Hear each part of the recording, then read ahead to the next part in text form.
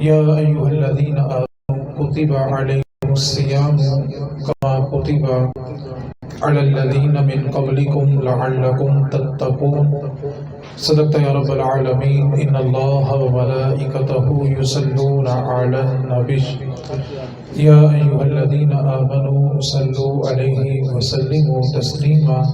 بلغ العلا بکمالہ کشف الدجى بجمالہ حسنت جمیع خصالہ۔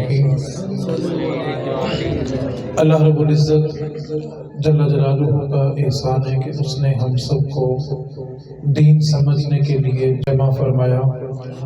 اللہ تعالی ہم سبھی کا آنا جانا، مل بیٹھنا، سمجھنا سمجھانا اور اس پر عمل کرنا اپنی بارگاہ میں قبول و منظور فرمائے۔ آیت مقدسہ سورہ بقرہ سے آپ کے سامنے تلاوت کی ہے۔ اس آیت کے 3 حصے ہیں اور تینوں کو اس دور میں سمجھنے کی ضرورت ہے۔ سب سے پہلا حصہ اللہ تعالیٰ یا ایھا الذین کتب علیکم الصیام، کہ اے ایمان والو تم پہ روزے فرض کیے گئے ہیں۔ اب یہ جو روزے فرض ہیں یہ ایمان والوں پہ ہیں، جس کا ایمان ہے روزہ بھی اسی کے لیے ہے۔ یہ لفظ آیت بتا رہی ہے کہ آمنو ہو تو روزہ فرض ہوتا ہے، جس کا ایمان نہیں ہے اس پہ روزہ فرض بھی نہیں ہے۔ دوسری بات فرمائی کما کتب علیکم الصیام من قبلکم، یہ روزے تم سے پہلے لوگوں پہ بھی فرض کیے گئے تھے، صرف تم پہ نہیں کیے گئے۔ اور جس لفظ پر آج کا ہمارا موضوع ہے وہ ہے لعلکم تتقون، تاکہ تم متقی بن جاؤ، پرہیزگار بن جاؤ۔ اب اس لفظ کو تھوڑا سا اگر آپ توجہ سے سمجھ لیں گے تو ساری گفتگو سمجھ آ جائے گی۔ اللہ تعالیٰ نے ایک اعلان فرما دیا کہ روزے رکھو، تم سے پہلے لوگ بھی رکھتے تھے، جو روزہ رکھے گا وہ متقی بن جائے گا، پرہیزگار بن جائے گا۔ سادہ لفظوں میں متقی اور پرہیزگار اس بندے کو کہتے ہیں جو گناہ چھوڑ دے۔ یہ سادہ سا ترجمہ متقی ہونے کا، کہ جو متقی ہوتا ہے وہ گناہ نہیں کرتا، اور جو گناہ کرتا ہے وہ متقی نہیں ہوتا۔ اب روزے کا مقصد یہ بیان کیا گیا کہ جو روزہ رکھے گا وہ متقی بن جائے گا، یعنی گناہ وہ چھوڑ دے گا۔ اب یہ اللہ کا قرآن ہے اور یہ وہ قرآن ہے لا ریب فیہ، اس میں شک کی گنجائش بھی نہیں ہے۔ اب قرآن نے کہا کہ روزہ رکھو تو متقی بن جاؤ گے، لیکن جب ہم تصویر کا دوسرا رخ دیکھتے ہیں، ایک بندہ 40 سال سے روزے رکھ رہا ہے لیکن اس کے باوجود وہ پرہیزگار نہیں بنا۔ ایک بندہ 50 سال سے روزہ رکھ رہا ہے، کوئی 30 سال سے، کوئی 20 سال سے، کوئی 10 سال سے روزے رکھ رہا ہے، لیکن اس کے باوجود اس کے اندر تقویٰ نہیں آیا، اس سے گناہ نہیں چھوٹے۔ اب ایک طرف قرآن کا اعلان ہے کہ تم روزہ رکھو تو متقی بن جاؤ گے، دوسری طرف بندہ روزے ہر سال رکھتا ہے لیکن متقی نہیں بنتا۔ اب قرآن میں تو شک ہو نہیں سکتا، تو پھر سوال یہ پیدا ہوا کہ جس بندے نے زندگی کے 50 برس روزے رکھے ہیں، داڑھی سفید ہونے کے باوجود بھی اس کی نگاہ صاف کیوں نہیں ہوئی، اس کا عمل ستھرا کیوں نہیں ہوا؟ قرآن میں تو شک کی گنجائش بھی نہیں ہے۔ تو اس بات کو سادہ سے لفظوں میں یوں سمجھے کہ بندہ ایک لیبارٹری میں جاتا ہے اور ایک ٹیسٹ کرواتا ہے، ٹیسٹ کرنے کے بعد جب رپورٹ آتی ہے تو اس میں ایک مرض ڈائیگنوز ہوتا ہے، اس کی تشخیص ہوتی ہے۔ اب وہ اپنی رپورٹ لے کے ڈاکٹر کے پاس آتا ہے، ڈاکٹر اس کو کہتا ہے کہ آپ کو یہ مرض ہے، یہ اس کی دوائی ہے، اور ان باتوں سے آپ نے ان چیزوں سے پرہیز کرنا ہے۔ اب وہ بندہ ٹیسٹ کروانے کے بعد، تشخیص کروانے کے بعد ڈاکٹر سے دوائی بھی لیتا ہے، پرہیز بھی پتہ کر لیتا ہے۔ اب وہ پورا مہینہ گھر میں آ کے صبح بھی دوائی کھاتا ہے، دوپہر میں بھی کھاتا ہے، شام میں بھی کھاتا ہے، لیکن ڈاکٹر نے جن کاموں سے پرہیز کرنے کے لیے کہا تھا وہ پرہیز نہیں کرتا۔ تو آپ بتائیں جب وہ 1 مہینے کے بعد دوبارہ رپورٹ کروائے گا تو مرض ٹھیک ہو جائے گا؟ لیبارٹری میں شک نہیں تھا، مرض ڈائیگنوز ہوا اس میں شک نہیں تھا، ڈاکٹر میں شک نہیں تھا، اس کی دوائی میں شک نہیں تھا، کھانے میں بھی شک نہیں تھا، سب کچھ کیا، لیکن اس کے باوجود اس کا مرض اس لیے ٹھیک نہیں ہوا کہ ڈاکٹر نے جن کاموں سے پرہیز کرنے کے لیے کہا تھا اس نے ان کاموں سے پرہیز نہیں کیا۔ جب پرہیز نہیں کیا تو جیسا اس کا مرض مہینہ پہلے تھا ویسے ہی اس کا مرض 1 مہینے کے بعد ہوگا۔ یہی صورتحال مسلمانوں کی ہے کہ ہم روزے تو 30 پورے رکھتے ہیں، لیکن جن کاموں سے اللہ نے بچنے کے لیے کہا تھا نا کہ ہم وہ کام چھوڑتے نہیں ہیں۔ اس لیے مسلمان کی جو حالت یکم رمضان کو ہوتی ہے وہی یکم شوال کو بھی ہوتی ہے۔ قرآن میں شک نہیں ہے، روزے کی تاثیر میں شک نہیں ہے۔ فرق صرف اتنا آیا کہ اللہ تعالیٰ نے جن کاموں سے ہمیں پرہیز کرنے کے لیے کہا تھا نا، ہم نے روزہ رکھ کے وہ کام نہیں چھوڑے۔ نبی پاک صلی اللہ علیہ وسلم نے واضح طور پہ اعلان فرمایا کہ اللہ تعالیٰ کو تمہارے پیٹ کا روزہ نہیں چاہیے۔ ہم لوگ صرف اپنے پیٹ کا روزہ رکھتے ہیں، نہ زبان کا روزہ ہوتا ہے، نہ آنکھوں کا روزہ ہوتا ہے، نہ کانوں کا روزہ ہوتا ہے، نہ ہاتھوں کا روزہ ہوتا ہے۔ صرف پیٹ کا روزہ رکھنے سے بندہ متقی نہیں بن جاتا۔ ڈاکٹر دوائی دے تو ساتھ پرہیز کرنا ضروری ہوتا ہے، جس کے لیے ہم کہتے ہیں علاج سے پرہیز بہتر ہے۔ تو اس لیے روزے کے ساتھ ساتھ جھوٹ، غیبت، چغلی، بدکاری یہ چھوڑیں گے تو پھر آپ متقی بنیں گے۔ اگر یہ چیزیں نہیں چھوٹیں گی تو جو صورتحال یکم رمضان کو ہوگی وہی یکم شوال کو بھی ہوگی۔ دوسری بات جس کو سمجھانے کے بعد میں کچھ مسائل عرض کر دیتا ہوں۔ اگر آپ کے گھر میں آپ کے بچوں کا کوئی رشتہ دیکھنے کے لیے آئے تو آپ اپنے گھر کا وہ کون کرتے ہیں جہاں پر ان مہمانوں نے آ کر بیٹھنا ہوتا ہے، اور سوچ یہ ہوتی ہے کہ اگر انہوں نے کسی چیز کو نوٹ کر لیا تو ساری زندگی بیٹی کو تانے دیں گے کہ جب تیرے گھر رشتہ دیکھنے آئے تھے تیرے گھر والے تو اتنے ستھرے بھی نہیں تھے کہ وہ کپڑا ہی مار لیتے۔ اب ہم نے مہمان کی قدر اس طرح کرنی ہوتی ہے کہ اس کو کسی ایک نوکر کے اندر بھی کوئی چیز نظر آ رہی ہو تو ہم اس کو صاف کرنے کی کوشش کرتے ہیں کہ یار جو مہمان آنے والا ہے اس کی دل آزاری نہ ہو، اس کو کوئی چیز بری نہ لگ جائے۔ اور اگر ہمارے گھر میں ہمارا استاد آ جائے تو پھر اس کا احترام کیسے کریں گے؟ اچھا، گھر میں کوئی مہمان آ جائے تو ہم کیا کرتے ہیں؟ چلے آپ کے گھر میں آپ کے پیر صاحب آئے تو کیا کریں گے؟ بولو یار، چلو پیران دے بھی پیران دے، کیا کرو گے؟ صرف گھر نہیں پوری گلی صاف کراؤ گے۔ کیوں؟ کیا ساڑھے وڈیاں نے آنا ہے؟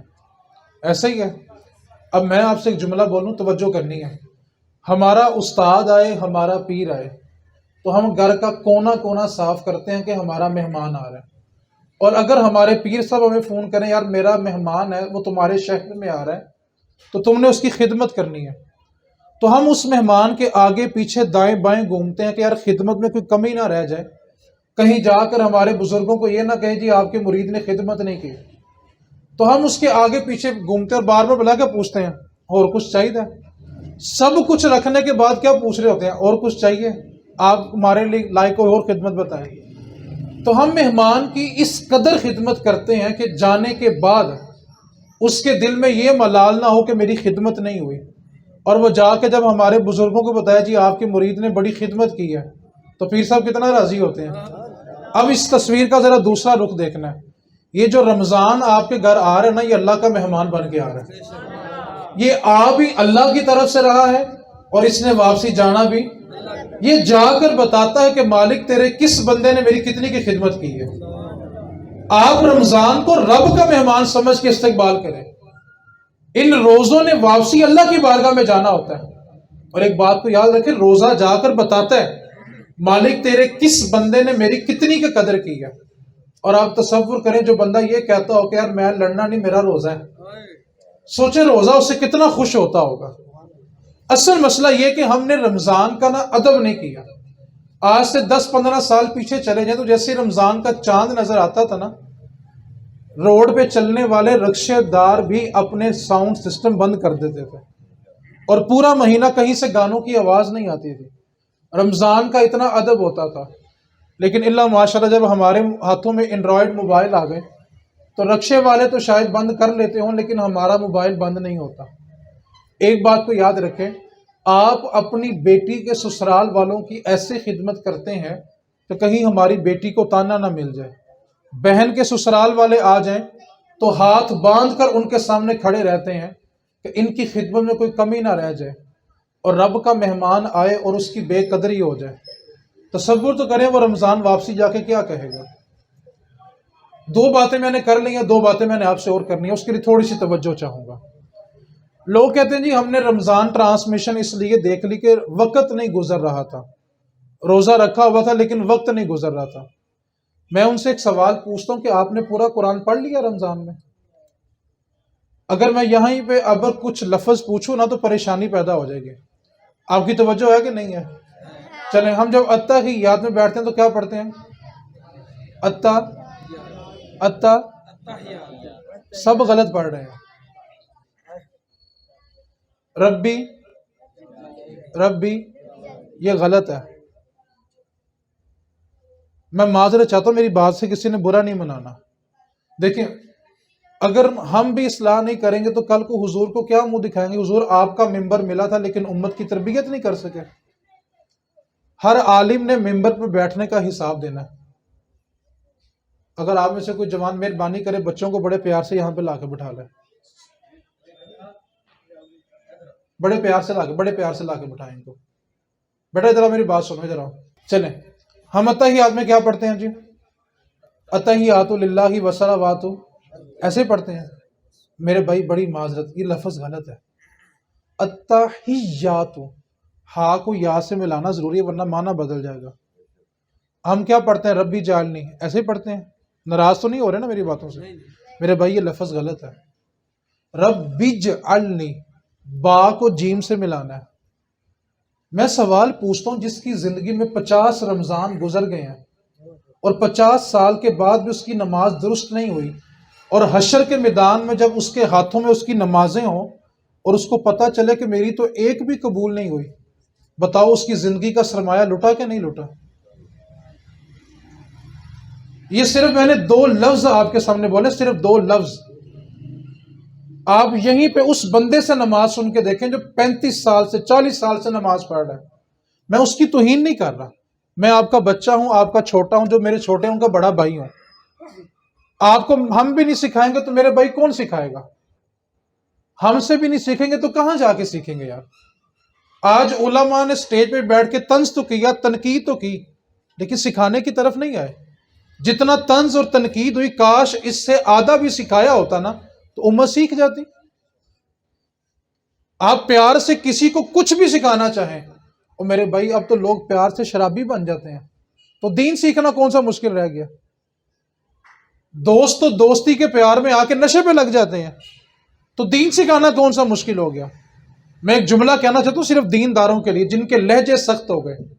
نبی پاک صلی اللہ علیہ وسلم اپنی زندگی مبارک کے اندر صرف اور صرف ابو جہل کے دروازے پہ 2000 مرتبہ تبلیغ کرنے گئے ہیں۔ ابو جہل نے حضور کو کون سی اذیت نہیں دی؟ کیا طائف کے اندر حضور پہ پتھراؤ نہیں کروایا اس نے؟ حضور کے راستے میں کانٹے نہیں بچھائے؟ حضور کی پشت انور پہ گندی اوجڑیاں نہیں پھینکوائی؟ کیا سیدہ زہرا پاک کو اس نے تماچا نہیں مارا؟ اس کے باوجود حضور صرف ابو جہل کے دروازے پہ 2000 مرتبہ گئے اور جا کے ایک ہی جملہ کہا ہے، کلمہ پڑھ لے۔ آج جو بات ایک بار نہیں مانتا ہم دوسری بار کہتے ہیں چھٹو جی اور سمجھے، ایسی گالی نہیں مانتا۔ میں کہتا ہوں یار تیری عزت نعوذ باللہ نبی سے بڑھ کے ہو گئی ہے۔ حضور ساری زندگی مشقتیں اٹھانے کے باوجود اپنی زندگی کے آخری حصے تک میدان میں جہاد میں جاتے رہے۔ آج کسی نے ایک بات نہیں مانی تو ہم اس سے ناراض ہو جاتے ہیں۔ دین سکھانے کا مزاج بنا ہے۔ امام غزالی رحمۃ اللہ علیہ کے پاس ایک شخص آیا، کہنے لگا حضور جو بندہ نماز نہیں پڑھتا اس کے بارے کیا فتویٰ ہے؟ آپ نے جو جواب دیا شاید ہم جیسے مولویوں کے لیے تھا۔ فرمایا بیٹا لوگوں کے بارے فتوے نہیں پوچھتے، جب نماز پڑھنے آیا کرو تو ساتھ لے کے آیا کرو۔ ہم مسجد سے باہر نکل کے بھلا کیا کہتے ہیں؟ یار وہ کڈا بدبخت جمعہ بھی نہیں پڑھتا۔ ہم نے اس کو بدبخت تو کہہ دیا کہ وہ جمعہ نہیں پڑھتا، کیا کبھی ہم نے جاتے وقت اس سے کہا تھا بھائی آؤ جمعہ پڑھنے چلے؟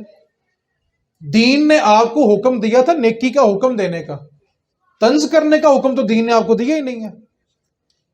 اگر ہماری طبیعتوں سے صرف طنز نکل جائے، اور اگر میرا کوئی بزرگ یہاں بیٹھا جو مسجدوں میں جاتے ہیں اور بچوں کو ڈانٹتے ہیں، ادب سے گزارش کرتا ہوں یار اللہ اللہ کر کے بچے اگر آ رہے ہیں تو پیار سے ان کو سمجھاؤ یار۔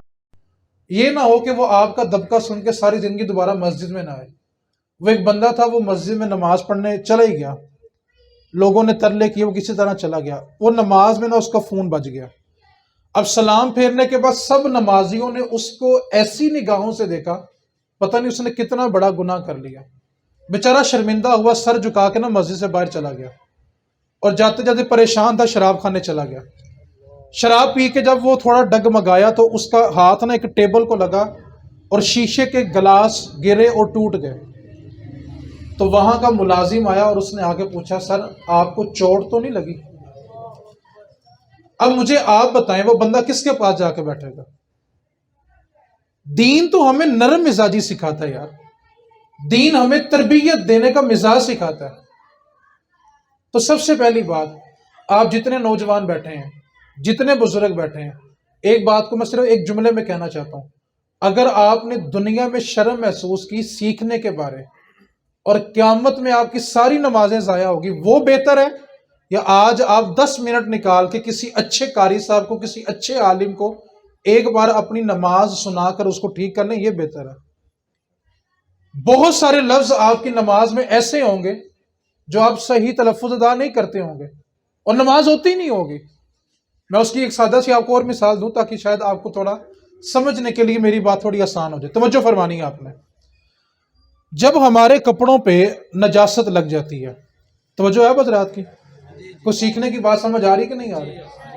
اچھا، اب نجاست لگ گئی کپڑوں پہ، ہم نے وہ کپڑے اتارے اور دھونے والی جگہ پہ رکھ دیے۔ گھر میں دیگر جتنے بھی افراد ہوتے ہیں وہ دھونے والے کپڑے ایک ہی جگہ پہ جمع کرتے ہیں، 8 دن بعد 10 دن بعد جب گھر والوں کا مزاج ہو مشین لگ جاتی ہے۔ اب آپ کا وہ کپڑا جس کے اوپر ناپاکی لگی ہوئی تھی وہ ان کپڑوں کے درمیان موجود تھا۔ اب مشین کے اندر جو کیپیسٹی ہوتی ہے وہ 8 سے 10 سوٹوں کی ہوتی ہے۔ اب انہوں نے 8-10 سوٹ ڈالے، پانی ڈالا، صابن ڈالا، سوئیاں جو بھی وہ استعمال کرتی ہیں انہوں نے ڈالا، اور آٹومیٹک جو ٹائمنگ تھی وہ چلا دی۔ اب جب وہ پانی اس سوٹ کو لگا جس کے اوپر ناپاکی لگی ہوئی تھی، وہ سارا پانی کیا ہو گیا؟ گندا ہوا کہ ناپاک ہوا؟ گندے میں اور ناپاک میں بڑا فرق ہوتا ہے۔ پانی سارا کیا ہو گیا؟ اچھا، اس کے ساتھ جو 10 سوٹ تھے وہ 10 کے 10 کیا ہو گئے؟ مشین سے باہر ایک ناپاک تھا، مشین میں گئے تو کتنے ناپاک ہوئے؟ اچھا، اب انہوں نے کپڑے مشین سے نکال لیے۔ اب خواتین کی ایک دلیل ہے جی، ہم نا ایک ایک کپڑا نا بعد میں پانی سے نتارتی ہیں۔ اب آنے نتارنے کا توجہ سے طریقہ سمجھنا ہے۔ نل چل رہا ہوتا ہے، نیچے ایک ٹب پڑا ہوتا ہے، ٹوٹی سے نل سے پانی آ رہا، ٹب میں جمع ہو رہا ہے۔ اب جتنے کپڑے مشین سے نکلے ہوئے تھے وہ سارے کے سارے کیا تھے؟ ناپاک تھے۔ ان میں سے انہوں نے ایک کپڑا پکڑا اور اس ٹب میں ڈالا۔ جب وہ کپڑا ٹب کے اندر گیا تو سارا پانی، اسی میں اگلا کپڑا، اسی میں اگلا کپڑا۔ اب کپڑے کو مایا بھی لگی ہوتی ہے، اچھا استری بھی ہوتا ہے، لٹھے کا سوٹ بھی ہوتا ہے، در حقیقت وہ کپڑے ناپاک ہوتے ہیں اور نماز ہوتی نہیں ہے۔ سوال ہے میرا، کتنے سالوں سے ہمارے گھروں میں کپڑے اسی طرح دھل رہے ہیں؟ آپ فیصلہ کریں کہ جس کو 35 سال کے بعد جا کے یہ مسئلہ سمجھ آیا ہو،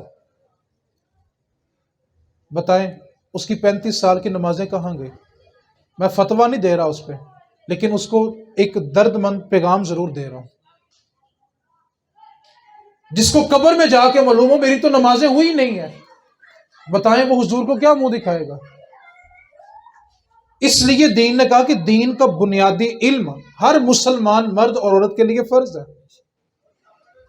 نماز میں بہت ساری چیزیں ایسی ہوتی ہیں جن سے نماز ٹوٹے۔ میں ایک نوجوانوں کو سادہ سی مثال دیتا ہوں، جو میرے پیارے بھائی پینٹ شرٹ استعمال کرتے ہیں، میں ان کو کوئی فتویٰ نہیں لگا رہا، صرف ایک بات سمجھانے لگا۔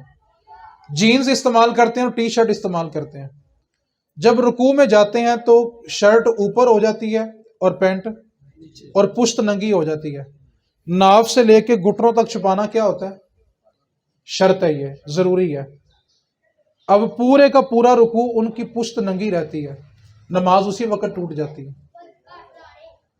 اب جو بندہ 10 سال سے اسی لباس میں اسی طرح نمازیں پڑھ رہا ہے، اس کی تو نماز ہوتی نہیں ہے۔ میں کہتا ہوں کہ ہم نے ایک رمضان بھی ایسا گزارا ہے کہ کم از کم آپ کو یہ یقین ہو کہ اللہ کا مہمان ہم سے خوش ہو کے گیا۔ جس کی زندگی کے 50 رمضان گزر گئے ہیں، کیا اس کو 50 سال کے رمضانوں پہ اتنا اعتبار ہے کہ وہ خوش ہو کے ہم سے گیا؟ اس واسطے تھوڑا سا نا اب سیکھنے کی طرف آ جائیں۔ میں کہتا ہوں کہ اب نا ہمارا ایک مزاج بن گیا. میں تو دیکھنا وہ گھر میں جو مائیاں بابے ہوتے ہیں نا، بزرگ ہوتے ہیں، وہ یکم رمضان شروع ہوگا تو قرآن پاک کھول کے نا انگلیاں پھیرنا شروع کر دیں گے، انگلی پھیرتے رہیں گے. ایک بات یاد رکھیں یار، قرآن انگلیاں پھیرنے کے لیے نہیں آیا. ہم نے نا قرآن کے نازل ہونے کا مقصد ہی نہیں سمجھا. علامہ اقبال نے بڑا خلاصہ بیان کیا تھا. اقبال کہتا ہے یہ امت قرآن بھلا کب پڑھتی ہے؟ کسی بڈھے کی روح اٹک گئی ہے، اس کی کل خانی آ گئی ہے، چیلم آ گیا، سال ثواب آ گیا. اقبال کہتا ہے اس امت نے قرآن سے سیکھا تو صرف مرنا سیکھا، کاش اس امت نے قرآن سے جینا سیکھا ہوگا. کوئی قرآن تو زندگی سکھا رہا ہے. میں مثال دیتا ہوں، جو کمپنی جو پرزہ بناتی ہے نا، وہی کمپنی بتائے گی کہ آپ نے اس کو کیسے استعمال کرنا ہے. اب یہ تو نہیں کہ ایک کمپنی چیز بنائے اور دوسری کمپنی آ کے بتائے کہ آپ اس کو ایسے استعمال کریں. جو کمپنی جو پروڈکٹ تیار کرتی ہے وہی بتاتی ہے کہ آپ نے اس کو کیسے استعمال کرنا ہے. اور آپ جب ڈبہ کھولتے ہیں لا کے کسی بھی چیز کا، اے سی کا، فریج کا، اوون کا، ٹی وی کا، ساتھ میں ایک چھوٹی سی کتاب ملتی ہے. اس کتاب کے اوپر یہ لکھا ہوتا ہے کہ آپ نے اس چیز کو اس طرح استعمال کرنا ہے، اور جب تک اس طریقے کے مطابق استعمال کریں گے چیز ٹھیک رہے گی، اور جب یہ طریقہ چھوڑ دیں گے تو چیز جلدی خراب ہو جائے گی. اب وہ کتاب بتاتی ہے کہ آپ نے اس چیز کو کس طریقے سے استعمال کرنا ہے. یار انسان اتنا سیانہ ہے کہ ہر چیز کتاب کے مطابق استعمال کرتا ہے. اللہ نے بھی انسان بنا کے لوارث نہیں چھوڑا، اللہ نے اس کے لیے بھی ایک کتاب بھیجی ہے، اور وہ کتاب بتاتی ہے کہ انسان تو نے زندگی کیسے گزارنی. قرآن مردوں کے لیے نہیں آیا، قرآن زندگی کا اسلوب ہے. مرنے والوں کے لیے صرف اصالہ ثواب ہے، زندگی گزارنے کا کرینہ قرآن میں موجود ہے. میں آپ سے کہنا چاہتا ہوں کہ ہمارے نوجوان ہوتے ہیں نا، وہ فجر کے بعد تلاوت قرآن کریم کرتے ہیں. ابھی سحری کا وقت ختم ہوا کرے گا تو مساجد میں رونق ہوتی ہے. یہ بھی اللہ کا احسان ہے کہ چلو رمضان مساجد آباد تو ہوتی ہیں نا، لیکن عید کے بعد مسجد اللہ کی بارگاہ میں پوچھتی ہے مالک رمضان ختم ہوا کہ مسلمان ختم ہو گئے. مسجد سوال کرتی ہے کہ اللہ رمضان گیا کہ مسلمان ہی چلے گئے ہیں. اب ہمارے نوجوان نا قرآن کریم لے کے بیٹھتے ہیں، اور ان کا ایک ٹارگٹ ہوتا ہے کہ بھئی ہم نے پورے رمضان میں ایک قرآن پاک مکمل کرنا. یہ میرے نبی پاک کی سنت بھی ہے. رسول کریم صلی اللہ علیہ وسلم ہر سال رمضان میں ایک مرتبہ قرآن پاک مکمل فرماتے تھے. اور جو حضور کی زندگی کا آخری سال تھا نا ظاہری حیات مقدسہ کا، اس میں حضور نے 2 مرتبہ قرآن سنایا. اور حضور قرآن جبریل کو سناتے تھے اور جبریل کا سنتے تھے. حضور جو منزل کا دور کرتے تھے وہ جبریل امین سے کرتے تھے. اب سوال یہ پیدا ہوتا کہ آپ نے زندگی میں 15 بار بھی قرآن پڑھا ہو. میرا آپ سے ایک سوال ہے، آپ نے قرآن سے سیکھا کیا؟ پڑھتے تو ہم ہر سال ہیں. کچھ بزرگ ایسے ہوں گے جو روزانہ کی بیس پہ پڑھتے ہوں گے، برکت بڑی ہے، رحمت بڑی ہے. لیکن سوال یہ کہ زندگی بھی بدلی ہے کہ نہیں بدلی؟ قرآن پڑھنے کی برکت بلا کتنی ہے. ہم ابھی آسمان پہ دیکھیں تو ستارے جگمگ کر رہے ہوں گے نا، بڑے خوبصورت لگیں گے. میرے نبی پاک نے فرمایا کہ زمین والوں کے لیے جس طرح آسمان پہ ستارے چمکتے ہیں نا، اسی طرح جب آسمان کے فرشتے زمین کی طرف دیکھتے ہیں تو وہ گھر جس میں اللہ کا قرآن پڑھا جاتا ہے وہ ستاروں کی طرح چمک رہے ہوتے ہیں. اتنے خوبصورت فرشتوں کو وہ گھر لگتے ہیں. اب ایک رمضان آپ نے کیسے گزارنا ہے وہ طریقہ میں آپ کو بتاتا ہوں. آپ تھوڑی سی توجہ فرمائیں. آپ یکم رمضان کو ایک آیت پڑھیں، صرف ایک آیت، اس کا ترجمہ پڑھیں اور سارا دن اس بات پر عمل کریں. جیسے قرآن کہتا ہے کہ جھوٹ بولنے والے پہ اللہ کی، ہم نے صبح فجر کے بعد یہ آیت پڑھ لی کہ جھوٹ بولنے والے پہ اللہ کی لعنت ہے. اب سارا دن جھوٹ نہیں بولنا، عہد کر لو کہ یار آج کے بعد میں نے جھوٹ نہیں بولنا. اگلے دن آپ آئے، آپ نے قرآن کی آیت پڑھی کہ یار میں نے کسی کی غیبت نہیں کرنی، آپ نے وہ عادت چھوڑ دی. 30 دن میں 30 عادتیں بدل جائیں. بتاؤ لعلکم تتقون بنتا ہے کہ نہیں بنتا؟ پھر اصل میں ہم نے رمضان کو نہ گزارا ہی نہیں ہے، ہم نے رمضان کو سمجھا ہی نہیں ہے. آپ نے 2 باتوں کا وعدہ کرنا ہے مجھ سے، کریں گے کہ نہیں کریں گے؟ مشکل بات نہیں بتا رہا. سب سے پہلا وعدہ آپ نے یہ کرنا، اب وعدہ کر رہے بات مجھے نہ کہنا، میں نے پوچھ لینا اس دن آپ سے. پھر سب سے پہلا وعدہ آپ نے یہ کرنا کہ اپنی نماز کسی اچھے قاری صاحب کو ضرور سنائیں گے. وعدہ ہو گیا کہ نہیں ہو گیا؟ کون کون سنائے گا؟ وہ ہاتھ پاؤں والا چکر میرے پاس نہیں ہے. کم از کم انشاءاللہ تو ایسے کہ شیطان دی ماں تے مارو نہ پہلے یار، وہ دی ماں نو گھبرا دے پاؤ نا کہ لوکی کہڑے پاسے ٹر پے نے. اس کو پتہ تو چلے کہ حضور کے امتیاں رمضان منانے کے لیے آ رہے ہیں۔ آپ توجہ نہیں فرماتے؟ رمضان کتنی برکتوں والا مہینہ ہے، اس کی برکت کی انتہا دیکھیں۔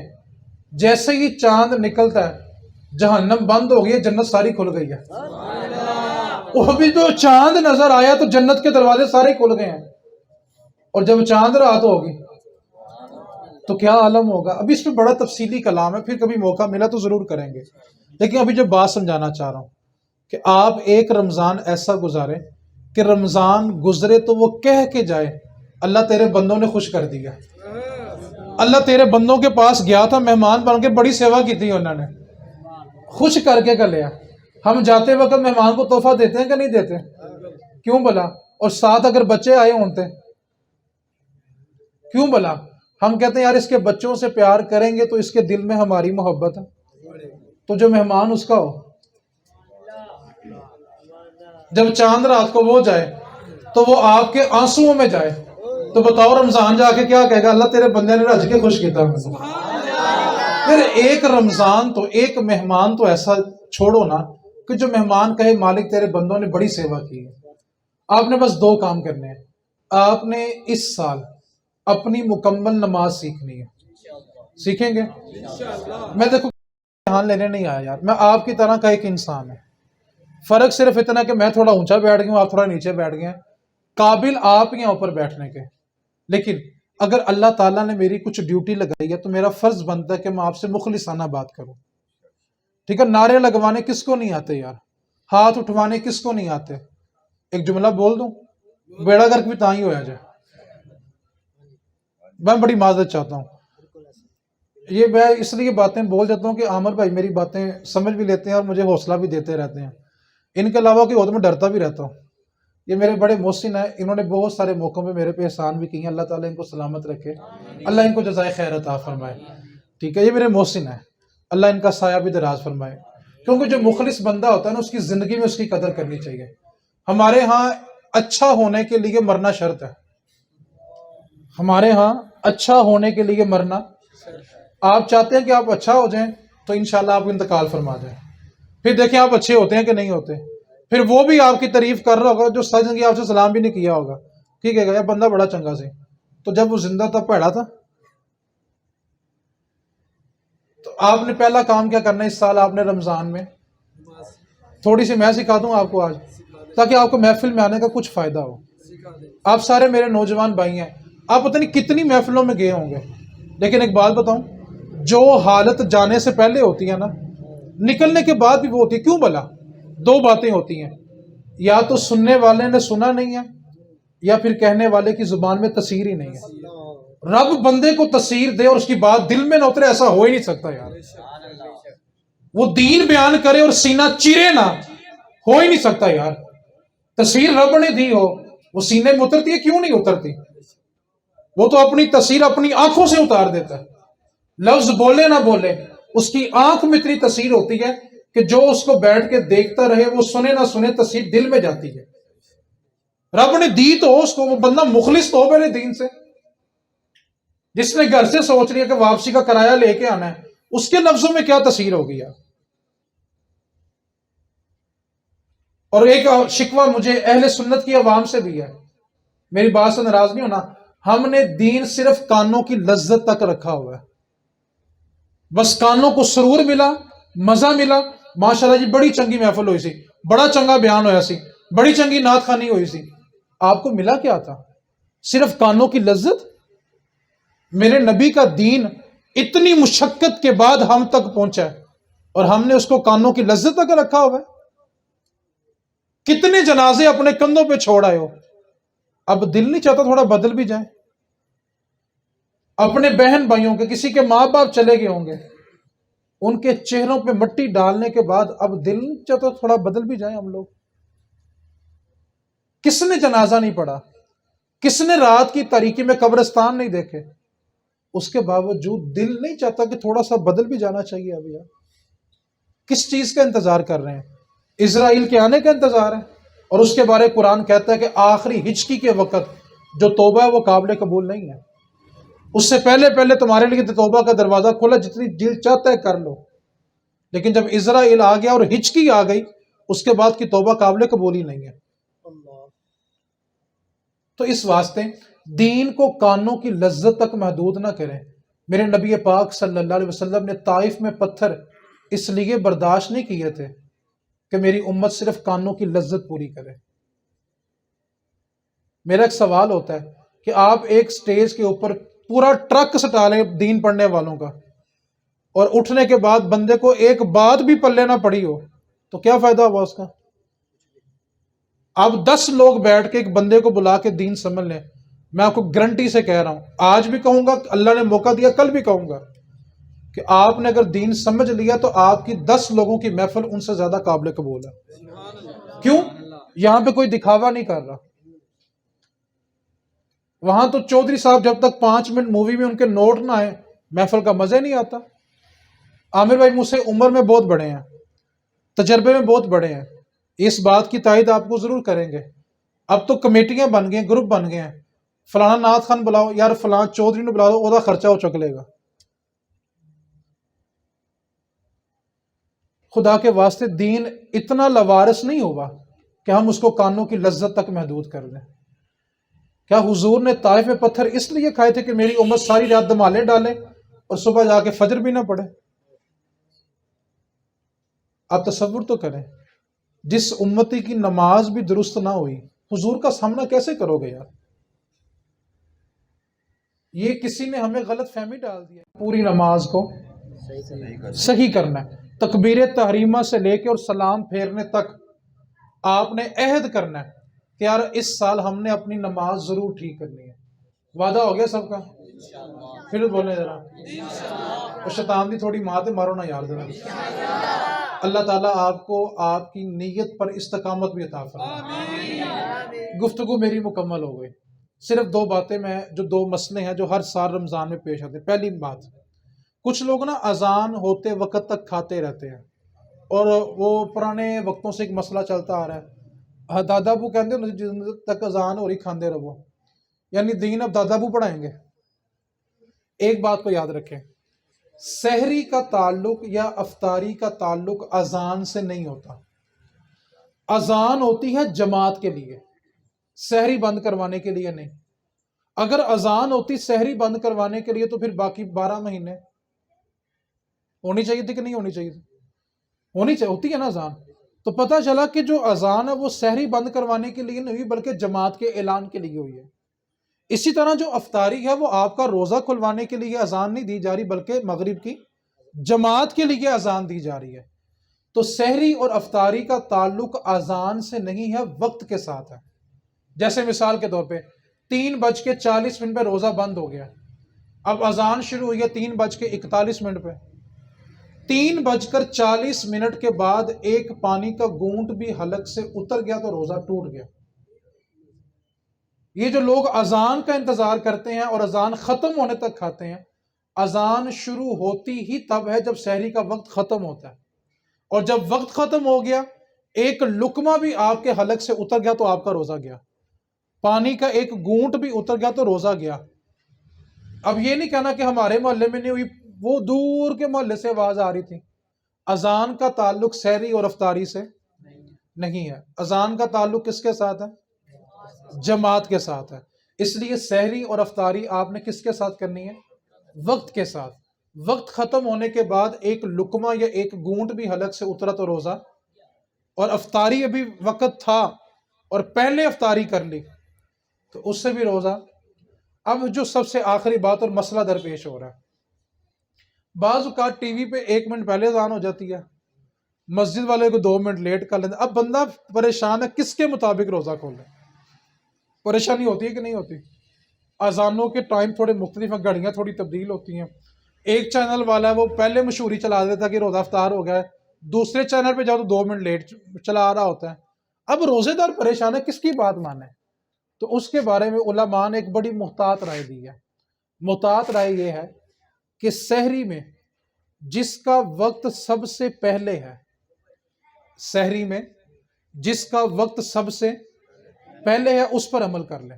جیسے مثال کے طور پر کسی نے 3:18 لکھا ہوا، کسی نے 19، کسی نے 20، تو آپ 3:18 کے مطابق سحری بند کر لیں تاکہ آپ کا روزہ بچ جائے۔ اور افطاری میں جس کا وقت سب سے آخر پہ ہے اس پر عمل کر لیں تاکہ آپ کا روزہ ضائع نہ ہو، کیونکہ اگر آپ نے 1 سیکنڈ پہلے بھی روزہ کھول لیا تو روزہ آپ کا گیا۔ تو سحری میں جو سب سے پہلے ہے اس پر عمل کر لیں، اور افطار میں جو سب سے آخر میں ہے اس پہ عمل کریں تاکہ آپ کا روزہ جو ہے وہ سلامت۔ اختلاف میں نہیں جانا، فتنے میں نہیں جانا، فساد میں نہیں جانا۔ اور جو بہت اختصر لوگ لڑتے ہوتے ہیں جی روزہ کھولنے کی دعا کب پڑھیں، آپ دعا پڑھیں اللہم انی لکا صمتو، اچھا اس کا ترجمہ کیا؟ اللہ میں نے تیرے لیے روزہ تجھی پہ ایمان لایا، تجھی پہ توکل کیا، اور تیرے دیے ہوئے رزق سے روزہ افطار کھجور تو بھی ہاتھ میں ہے، تیرے دیے ہوئے رزق سے روزہ افطار، شربت کا گلاس تو بھی ہاتھ میں ہے، جامع شریف تو بھی ہاتھ میں ہے، اور آپ کہہ رہے ہیں اللہ تیرا شکر ہے میں نے روزہ کھول لیا۔ تو اس دعا سے پتہ چلا کہ روزہ کھولنے کی دعا روزہ کھولنے کے بعد پڑھی جاتی ہے، ٹھیک ہے؟